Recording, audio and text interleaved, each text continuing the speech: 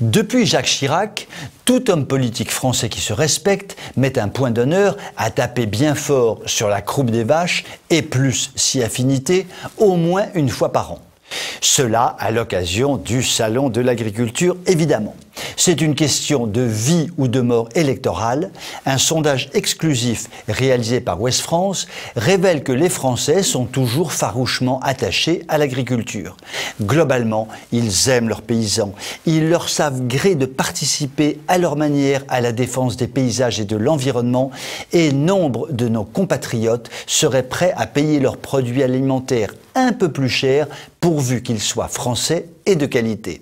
C'est pas beau tout ça alors ? Il n'y en a qu'un qui n'a pas compris cela. Je vous le donne en 1000, je vous le donne en 100, je vous le donne en 10, je vous le donne en 0 pointé, c'est Manuchon de Macronie. L'agriculture, il n'y a rien à faire, ça ne lui parle pas. Donner en douce un coup de pied à un gros cochon, tirer sans avoir l'air d'y toucher la queue d'une vache, arracher l'air de rien les poils du nez d'un taureau, tout en continuant à discuter avec les journalistes, tout ça, c'est un métier que Manuchon n'a pas appris quand il était chez Rothschild, que voulez-vous ? Résultat, quand il se rend au Salon de l'agriculture, il n'est pas très soucieux de partager avec ses concitoyens le petit canon de rouge et la tranche de pâté. Et si l'on vient le chercher sur l'épineuse question des retraites, c'est la déroute et la débandade. Macron se réfugie derrière une botte de foin.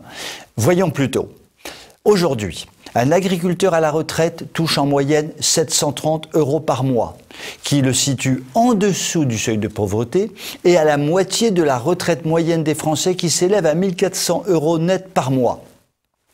Notre petit père des peuples va-t-il faire un geste sur le sujet ? Interpellé sur la question, le petit père des peuples martèle « C'est impossible, voyons, pas pour le moment ». Nous en concluons donc, plus tard peut-être, si Dieu lui prête vie. Aïe, nous allons peut-être tous devenir athées. En attendant, 2 agriculteurs mettent par jour fin à leur vie dans notre pays.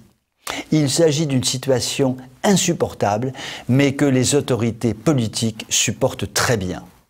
Quand se décidera-t-on enfin à considérer que notre agriculture, qui fut pendant des siècles la gloire de la France, est en danger mortel aujourd'hui ?